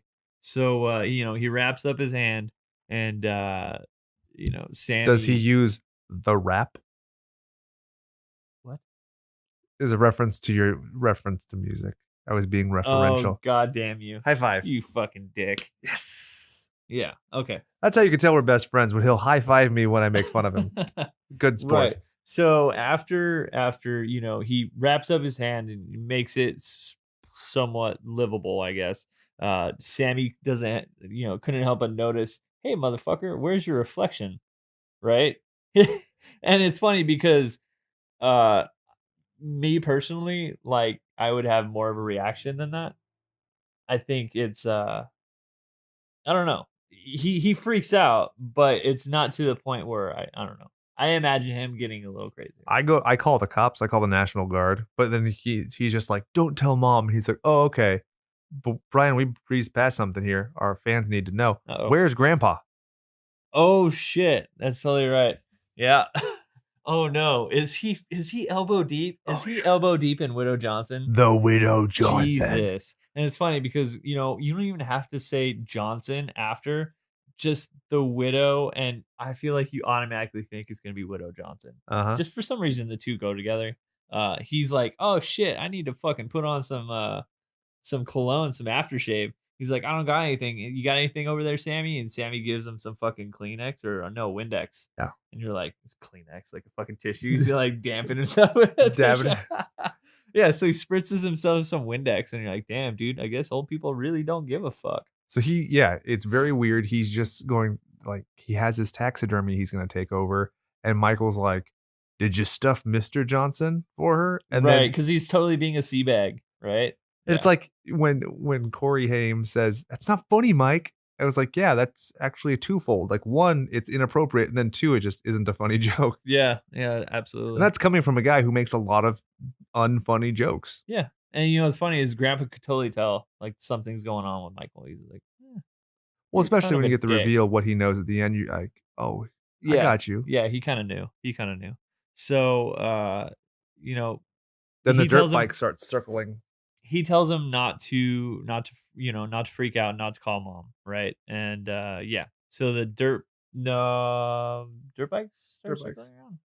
Because then he opens it and there's nobody there. Okay, yeah, that's right. Is this also? I feel like maybe I'm jumping ahead. Is this where he floats up to the fucking ceiling? I think that's a little bit night? later. Yeah. Okay. And then one thing I like that the little kid says is, "My own brother, a goddamn shit-sucking vampire." Shit-sucking vampire. I was like, I think you have your folklore mistaken, my friend. I don't think they suck shit. Only the vegans ones do. Oh. So then he calls the Frog Brothers, and they tell him like, "Oh, it's simple. Just stab him in the heart. Just fucking kill your brother." Yeah, no problem. That'll be $5.95 for your consultation." And the kid's like, "No, actually." And then this is where Michael, you're right. He does float in the ceiling out the window, which I think is great. It's super fun that he's like out of control of his power. I really like that. Yeah, absolutely. You got to figure with the fucking X-Men, right? This is one of the things I hate about the X-Men because their powers are too goddamn convenient, right? You're just a kid who's never flown before and you just don't fly into the sun. What the fuck is that? Yeah, that totally makes sense. So this is good. So does the mom call Sam or does Sam call the mom? I think she calls and he freaks to check out. In, yeah. Right. And then he's like, "Oh no, everything's cool." And then he freaks out when he sees Michael, and then she comes flying home, and then he lies on Michael's behalf. No, but he's calling his mom, and then Michael is outside. Right? Yeah. And then so is he in the middle of talking to his mom when he called her or she called him? I don't know if it's a checkup. I forget. I think she's checking on him. I think it's a checking in. And he's like, "Everything's fine," and then he says something like, "Oh yeah, everything's fine." He sees Michael floating outside of his window, right? And he has the telephone. That's the only thing is kind of keeping him tethered, which I thought was really cool. Yeah. And then that's when Sammy's like, "He's gonna fucking kill me." And then Michael is just like, "Hey mom, don't worry about it." Yeah. He's clearly fucking lost his mind. He read too much comics. So when the mom gets home, she goes to put the milk that Michael dropped. Mikey. That's when you see Laddie. Yep. You see a missing Laddie picture, which I thought was really cool. And so then the next scene after that is the mom. Oh wait. Oh, that's weird. So you have Max, who's hearing sounds outside, and then his dog barks, and then he gets hit with the bat kite. A bat kite. Which this is like the fake out where you're like, "Oh, Max is gonna get it," and then you're like, "Oh, spoilers, fuckers. Max doesn't get it from the vampires." Yeah, that's it, man. So what happens next? Michael goes back to the hotel. He finds the bottle, smells the bottle, doesn't drink out of the bottle. Star can't explain it to him or help, but she can bone his face off. Oh, that's right. So I forget, man. I was really expecting some titties. Here's my problem. Breasts. There are two problems I have with this scene. The first one being that they play Cry Little Sister during a sex scene. Not cool. Not cool. And then two. Strange combination. Two, that during the sex scene, I'm taken back to Soarin' Over California. If you've ever been to California Adventure, where it's like the camera in the clouds soaring around. Right. I could just smell the oranges and shit. I totally remember writing in my fucking amazing notes, by the way, that are super amazing that you can win in our contest. Is that how sex is supposed to feel like? Dude, I've been doing it wrong. Floating in the clouds? I always feel like it's like good sex takes your bones out of your body. It does not float. You're not floating. No. I feel like I'm like a slug afterwards. I don't ever get that. So there may be a key ingredient I'm missing. Gah. Yeah. So then the gang flies back, and then by then he leaves. And I really like this scene where Michael's on the porch and he goes into the house. And his mom's like, "Aren't we friends anymore? Yeah. Like, don't friends talk?" That I was like, really cool because it keeps it on a personal level. Yep. right? Whereas I feel like a lot of movies tend to kind of completely forget about it, Yeah. right? There's no personal level at all.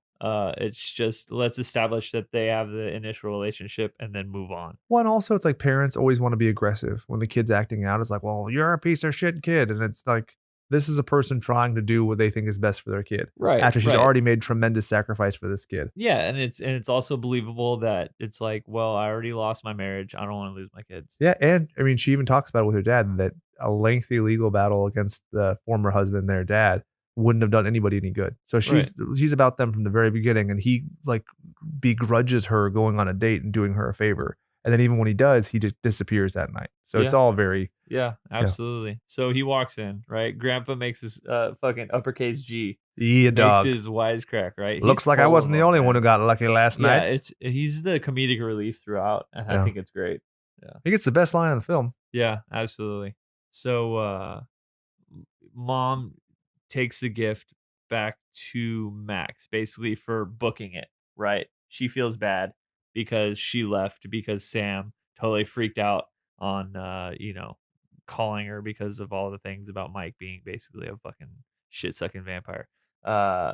So she goes with Sam over to where Max lives, and she decides she's not going to leave it on the outside patio. She's going to deliver it personally up to his door. And this dude's such a fucking G. He apparently has a moat because there's like a bridge to his house. Yeah, fucking crazy. Hell it makes yeah! It seem like he like lives on a boat or some shit. I don't know. Like that's my dock to get to my house. The video game rental was strong, or video rental game. What the fuck? To be honest with you, back then, it was probably was. Like we've talked about, there was no phone, so you could check IMDb and Rotten Tomatoes. You just picked it based on the cover art. Absolutely. So you get Thorn. And Lucy's Thorn is the dog, by the way. Right. Sorry. Thorn is the dog opposite of my dog, basically. It's a white German Shepherd. Yep. And I have an all black German Shepherd. Isn't it weird that Thorn is the Hound of Hell, which coincidentally always are black. Well, the thing is that Sam is reading a comic book as he opens to the page where it's the Hounds of Hell. Then Thorn tries to attack his mom, but Nanook just attacked David. Or Mikey, Mike Anderson. Yeah, that's true. See, what is this? Continuity's all fucked. Man. Continuity is a little strange. All fucked. If there's one thing that you could kind of somewhat get pissed off about with this movie, it's maybe a little bit of continuity, but it's not enough to really I don't care. Get angry about. I just like to say shit. Yeah. I believe that. Doesn't bother me at all. So it's also a way of faking out with Max. Because you're like, oh, well, if dogs don't like vampires, why would Max have one? It's true. But then again, I feel like the rules don't really apply to Max. He's like the fucking Papa Vampire. But only because he gets invited. We'll get to that. We'll get to that. Mm-hmm. So Thorn, Lucy had already met him. And she's like, oh, it's Thorn. Hey, buddy. Buddy, old pal. You want a nice little pat on the head? He's like, I want more than that, bitch. I want my pound of flesh. Right. So, he comes fucking lunging at her. I think it's really cool how they did the scene, right? And then the second jump is the good one. Yeah. So she launches herself over the gate and she lands and she like, huh. And then the dog keeps going, which is what dogs do. Like that's the most believable part of this fucking movie. It's not just like the dog's going to chase her to one point and then just like, all right, see you later. All right, thanks, bye. I'll make sure he gets your bullshit gift. Right. So, he's almost like literally breaking through the fucking fence, which I thought was really cool. Because he's going to break on through to the other side. Doors reference. Shit. So Sam and Lucy book it. They're like, fuck this shit, we're out. Right. So from there, it goes to them going to kill those mother flippers. They go back home, right? So back home, Sam talks to, I think he goes back to the comic book store, doesn't he? And he kind of discusses with the Frog brothers, like who he feels like is the vampire. And they're like, okay, well, I feel like it's established that it's Max. Or no, am I skipping ahead? I think what happens then, Michael's about to leave. He puts out the candle with his fingers like a boss. And as he's leaving, Max is coming in and says, I'm not coming in until you invite me. And then he invites him in. And this is where the Frog brother. Yeah, I guess it's kind of the same time because they get the Frog brothers to come back to have dinner. They established that they think Max is the guy, right? He's Papa Vampire. So they're because of the dog. Exactly. So then they, he comes to the house. Michael's on his way out. Max comes in, or he wants to come in, and he says, "Hey, I can't come in because you're the man of the house. So please, can I come in?" How do you establish the man of the house? It's Grandpa's house. Yeah, I think Grandpa got overstepped right there. Is it virility? Is that what it is? Able-bodiedness? I don't know. Ask Widow Johnson, man. I bet he's still pretty packing a punch. You think he still has to wear rubbers? Fuck no, dude. I don't know. I bet he is a strong swimmer. Uppercase G? That guy don't wear rubbers. Come on. So he's just raw dog. So uppercase G is gone. Having raw dog the Widow Johnson. You got Max coming to the house for dinner. And Sam's like, "Oh, hey, by the way, I got my homies, and they're coming for dinner too, right?" And then he totally makes a wisecrack joke. Or not even a joke. It's just like a wisecrack douchebag kind of thing where he's just like, "Oh, no, hey, if you didn't want us to be here for dinner, we can go in the kitchen and have some like peanut butter." Doesn't he say like, "Well, eat a jar of peanut butter or something?" You're like, oh, okay, whatever, dick. And so when they're eating, he tricks Max and he's like, "Oh, do you like some Parmesan?" And it's just clove garlic. It's clearly fucking garlic. And he still falls for it, but he's like, "Oh, it's just, I like garlic. I just don't like pure garlic." Because you have the kids sitting there, "Oh, yeah." And then they turn off the lights and they're like, "Is he glowing?" Glowing. Okay, so you know what's funny is this reminds me of Salem's Lot. Reading the book, they talk about glowing. Do you remember that at all? Like the vampires glowing in Salem's Lot. It's just reminiscent of that for some reason. But yeah, I thought that was a little strange that they mentioned, "Wow, he's not glowing." Okay, so they turn on the lights. He puts a mirror in his face and it scares him because he's like, "Oh shit, there's my reflection. That's weird." And then which again almost adds to it, like, "Oh, this poof can't be." Was that before or after? I mean, it doesn't really matter. They pour water on his crotch, basically. That's before. The mirror is after that. Yeah. So then he's like, "Okay, I feel like I know what's going on." He's like, "I'm not here to replace your dad. Yada yada. I just want to be your friend." You do that so well. Yeah, thanks. So my wife watched all of Gilmore Girls and recently, and so he plays like the grandpa on it. So I've got that voice pretty down. So from there, Max basically says like, "Hey, maybe we'll try it another time," right? And then it cuts to Michael hanging out with the boys. He's like, "Saturday is for the boys," and they go out and they meet up at some random fucking tree that apparently has enough limbs for all of them to hang out. It's like a group fucking metal photo shoot. Yeah. So they're like, "All right, well, you ready to see what really fucking happens?" Right? And then that's where basically homeboys listen to Aerosmith, totally get wrecked.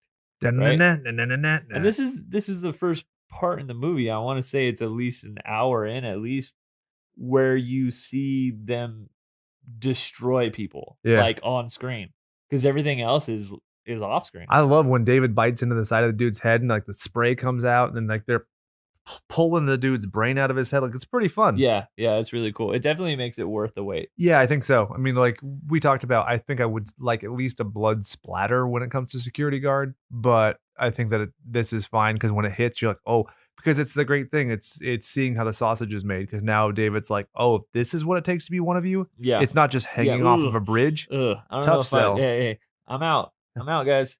Changed my mind.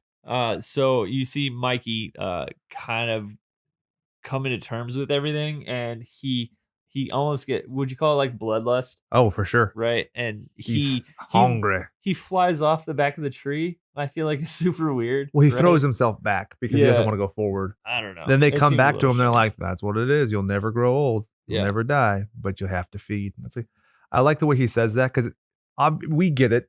But he puts forth the rule. It establishes it. Yeah. And really contextualizes it. Like, this is what it costs. You want in mortality, it comes with a very dirty conscience.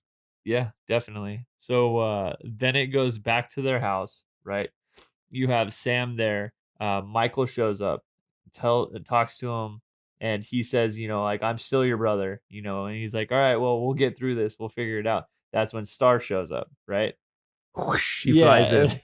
And he's like, I knew it. You were a vampire too. Why didn't you tell me? And she's like, I ain't tell you because I was supposed to fuck you to death. That's what David said. Because the rules are, if you fuck someone to death, very specifically that, no other type of murder. If there was a way to die. Yeah, seriously. So she reveals that David had entrapped her to kill Mikey, Mikowski, that if she killed him, then she's blood in, blood out. She's in the gang. She's a vampire for eternity. But she couldn't do it because she loved him and she craved that masculine dick. So, as opposed to a feminine dick. So he gets a scoop, and they kind of come to terms with, okay, well, we need to figure something out and solve this problem. Yeah. So let's put our minds together. We'll brainstorm. Right. Sammy gets a hold of the Frog Brothers, and they decide they're gonna fucking book it. You get a nice scene where it's the grandpa installing some of his fence. Yeah, and it's a little foreshadowing. Right? It's a giant steak. It's a giant steak, and you're like, that's good because that's how you kill vampires. And they steal the car. They're like, hey, grandpa, thanks for the car. And he's like, what the fuck? So they get back to the lair. And it's funny because they go straight for Star, and they're like, let's kill the bitch. And David's like, or Michael's like, no, anybody but her. Yeah. Right? And they're like, okay. And then she's like, dude. oh, save Laddie. I'm like, the last thing on my mind right now. Exactly. It was this little fucking hellion. So they start searching the place. They go downstairs. They go down further into the lair. And I remember them saying, wow, dude, this smells really fucking weird in here. And then he's like, yeah, dude, vampires. Butt funk. And then, you know what? Looking back at it, I'm like, I don't think there's a shower at all in that lair. They all probably smell all kinds of stuff. Yeah. Tangy, I bet. Ugh, gross. Yeah. So they end up stabbing Marco. Yeah. Orange, brown, green goop. I like the fact that they're not in coffins. Yeah, right. Sure. I feel like it's super played out. Oh yeah. And it's they even say the cave is a coffin. Basically, the cave is a coffin. Yeah. I thought that was really cool. So they're hanging upside down, and younger Bryan thinks to himself, how the fuck are they hanging upside down? And then they actually show the cool, creepy fucking clawed feet. Yeah. And you're like, oh, there you go. That makes sense. So David wakes up after they stab Marcos in the titty. Did he say, like, you're dead? Yeah. Yeah. And he chases them out. And this is where you get the scene where he reaches out after them and his hand gets in the sun and it burns. And then he's got the tear and they escape.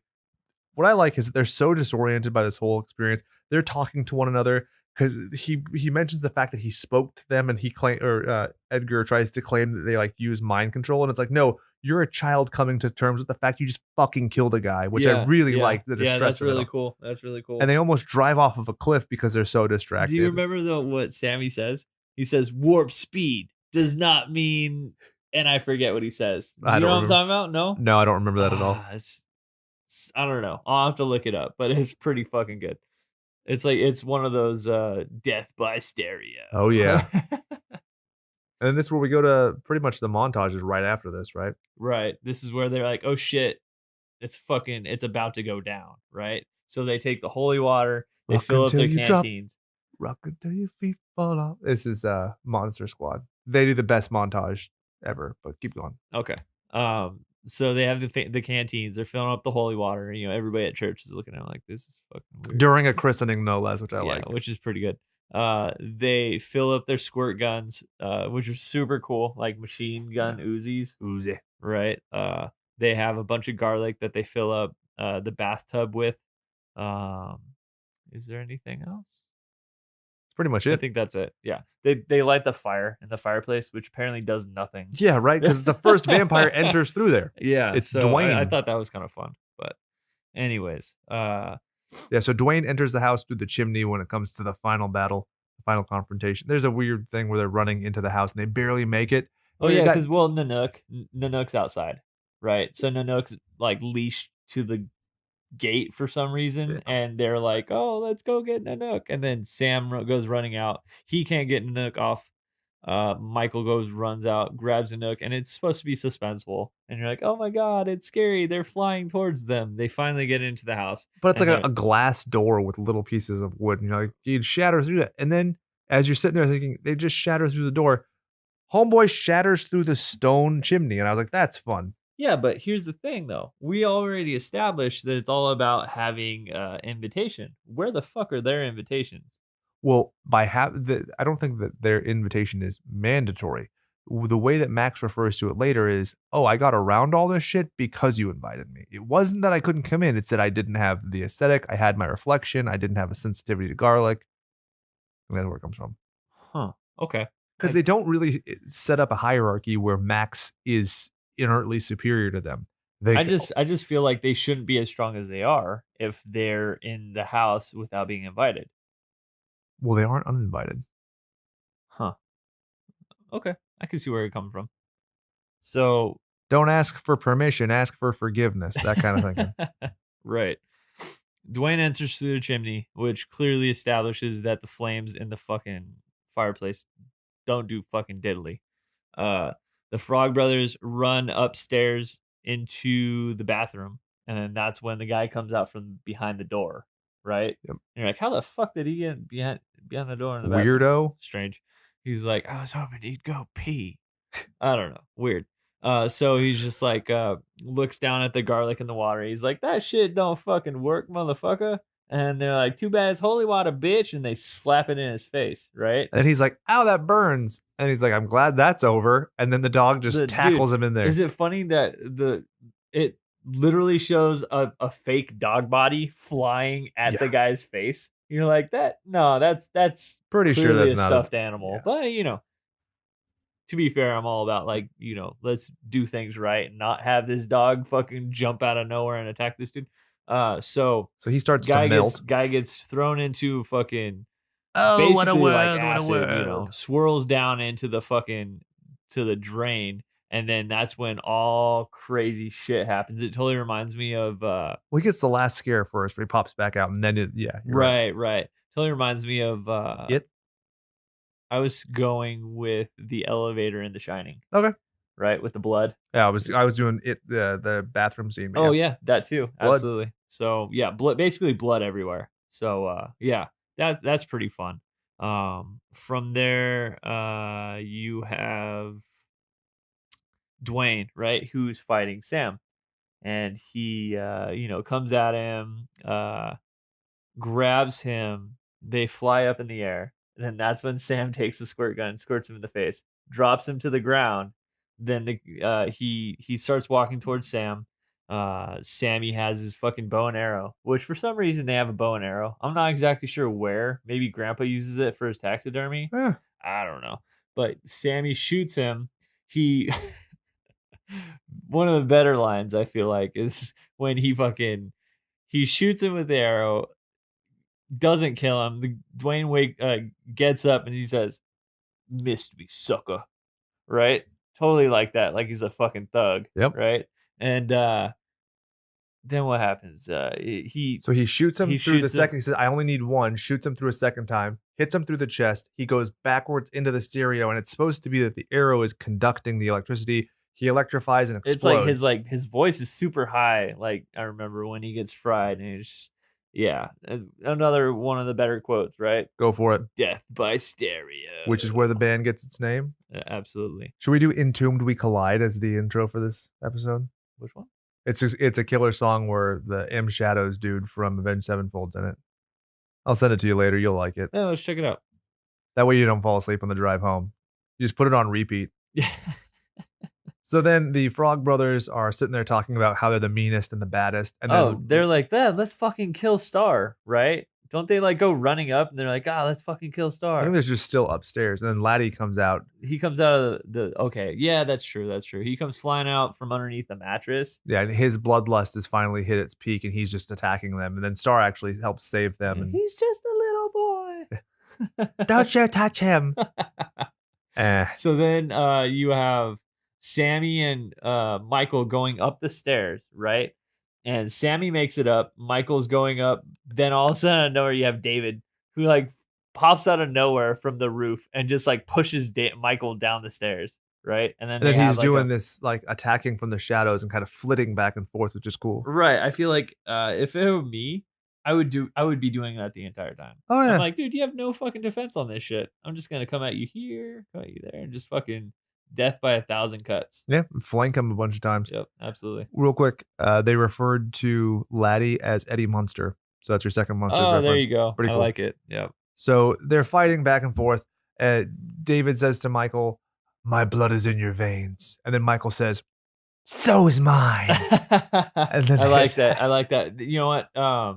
He pushes David to the antlers, right? Yep. And you're like, oh shit, that was really close. And then David says, "My turn," right?